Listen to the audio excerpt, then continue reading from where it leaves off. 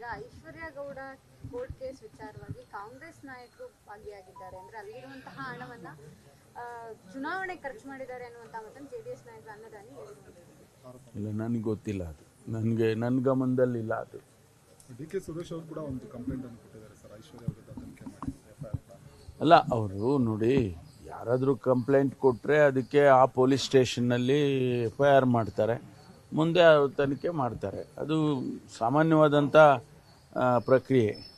ಅದಕ್ಕೆ ಸರ್ಕಾರ ಎಲ್ಲದಕ್ಕೂ ಕೂಡ ಭಾಗವಹಿಸೋದಿಲ್ಲ, ಅಥವಾ ಸರ್ಕಾರನೂ ಕೂಡ ಸಣ್ಣ ವಿಚಾರಗಳಿಗೂ ಕೂಡ ಸರ್ಕಾರವನ್ನು ತರೋದು ಅಷ್ಟೊಂದು ಸರಿ ಇರೋದಿಲ್ಲ. ನಾವು ಯಾರೂ ಸರ್ಕಾರದ ವತಿಯಿಂದ ಪ್ರತಿಯೊಂದು ಪೊಲೀಸ್ ಸ್ಟೇಷನ್ನಲ್ಲಿ ಆಗ್ತಾ ಇರ್ತಕ್ಕಂಥ ರಿಜಿಸ್ಟರ್ ಆಗ್ತಾ ಇರ್ತಕ್ಕಂಥ FIRಗಳಿಗೆ ನಾವೆಲ್ಲ ಯಾವುದೇ ರೀತಿಯ ಡೈರೆಕ್ಷನ್ಸ್ ಆಗಲಿ ಅಥವಾ ಯಾವುದನ್ನು ಕೂಡ ನಾವು ಭಾಗವಹಿಸೋದಿಲ್ಲ. ಕಳೆದ ವರ್ಷ ಬಿಜೆಪಿ ಅನಾವಶ್ಯಕವಾಗಿ ಸರ್ಕಾರವನ್ನು ಟಾರ್ಗೆಟ್ ಮಾಡಿದೆ ಅಂತ ಹೇಳ್ತಾ ಇದ್ದೀವಿ. ಈ ಹೊಸ ವರ್ಷಾಚರಣೆ ಸಂದರ್ಭದಲ್ಲಿ ವಿಪಕ್ಷಗಳಿಗೆ ಏನು ಹೇಳಕ್ ಬಯಸ್ತೀರಾ?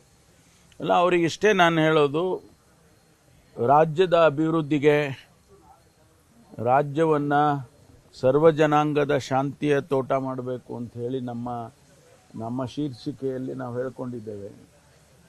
ಅದಕ್ಕೆ ವಿರೋಧ ಪಕ್ಷದವರು ಕೂಡ ಸಹಕರಿಸಿದರೆ ಭಾಳ ಒಳ್ಳೆಯದು. ಅವರನ್ನು ವಿನಂತಿ ಮಾಡಿಕೊಳ್ತೇನೆ. ಟೀಕೆ ಮಾಡೋದರಲ್ಲಿ ನಾವು ಯಾರು ಕೂಡ ನಿಮ್ಮನ್ನು ಟೀಕೆ ಮಾಡಬೇಡಿ ಅಂತ ಹೇಳೋದಿಲ್ಲ.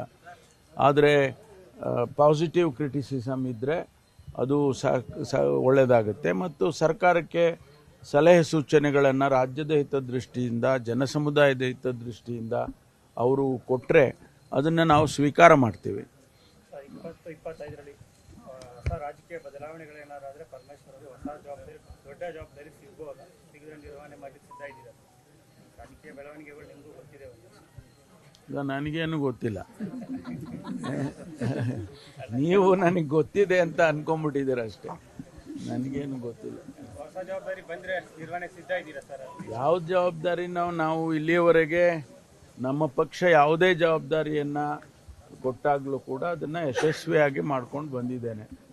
ನಾನು 1987ರಲ್ಲಿ ಪಕ್ಷಕ್ಕೆ ಸೇರಿದಂತು. ನಾನು ಹೊರದೇಶದಿಂದ ಬಂದ ಮೇಲೆ ಪಕ್ಷಕ್ಕೆ 87ರಲ್ಲಿ ದಾಖಲಾಗಿದ್ದೆ. ಅಲ್ಲಿಂದ ಇಲ್ಲಿಯವರೆಗೂ ಕೂಡ ನಮ್ಮ ಪಕ್ಷದಲ್ಲಿ ಯಾವುದೇ ಜವಾಬ್ದಾರಿಯನ್ನು ಕೊಟ್ಟಾಗಲೂ ಮಾಡ್ಕೊಂಡು ಬಂದಿದ್ದೇನೆ.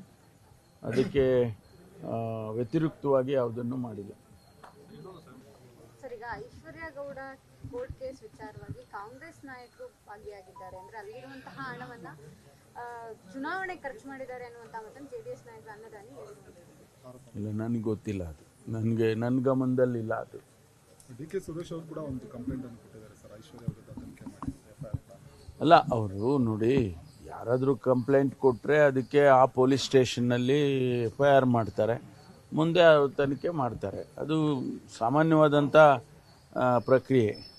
ಅದಕ್ಕೆ ಸರ್ಕಾರ ಎಲ್ಲದಕ್ಕೂ ಕೂಡ ಭಾಗವಹಿಸೋದಿಲ್ಲ, ಅಥವಾ ಸರ್ಕಾರನೂ ಕೂಡ ಸಣ್ಣ ವಿಚಾರಗಳಿಗೂ ಕೂಡ ಸರ್ಕಾರವನ್ನು ತರೋದು ಅಷ್ಟೊಂದು ಸರಿ ಇರೋದಿಲ್ಲ. ನಾವು ಯಾರೂ ಸರ್ಕಾರದ ವತಿಯಿಂದ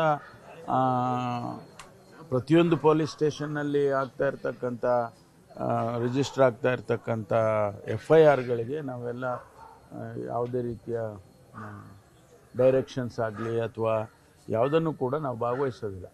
ಕಳೆದ ವರ್ಷ ಬಿಜೆಪಿ ಅನಾವಶ್ಯಕವಾಗಿ ಸರ್ಕಾರವನ್ನು ಟಾರ್ಗೆಟ್ ಮಾಡಿದೆ ಅಂತ ಹೇಳ್ತಾ ಇದ್ದೀವಿ. ಈ ಹೊಸ ವರ್ಷಾಚರಣೆ ಸಂದರ್ಭದಲ್ಲಿ ವಿಪಕ್ಷಗಳಿಗೆ ಏನು ಹೇಳಕ್ ಬಯಸ್ತೀರಾ?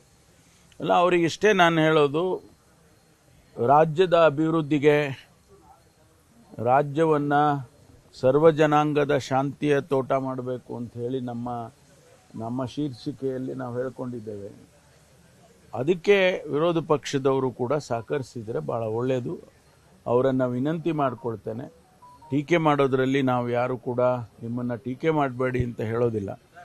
ಆದರೆ ಪಾಸಿಟಿವ್ ಕ್ರಿಟಿಸಿಸಮ್ ಇದ್ದರೆ ಅದು ಒಳ್ಳೆಯದಾಗುತ್ತೆ. ಮತ್ತು ಸರ್ಕಾರಕ್ಕೆ ಸಲಹೆ ಸೂಚನೆಗಳನ್ನು ರಾಜ್ಯದ ಹಿತದೃಷ್ಟಿಯಿಂದ, ಜನಸಮುದಾಯದ ಹಿತದೃಷ್ಟಿಯಿಂದ ಅವರು ಕೊಟ್ಟರೆ ಅದನ್ನು ನಾವು ಸ್ವೀಕಾರ ಮಾಡ್ತೀವಿ.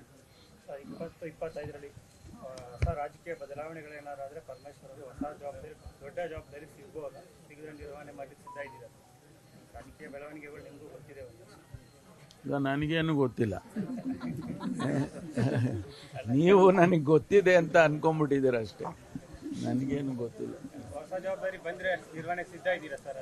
ಯಾವ ಜವಾಬ್ದಾರಿ ನಾವು ಇಲ್ಲಿಯವರೆಗೆ ನಮ್ಮ ಪಕ್ಷ ಯಾವುದೇ ಜವಾಬ್ದಾರಿಯನ್ನು ಕೊಟ್ಟಾಗಲೂ ಕೂಡ ಅದನ್ನು ಯಶಸ್ವಿಯಾಗಿ ಮಾಡ್ಕೊಂಡು ಬಂದಿದ್ದೇನೆ.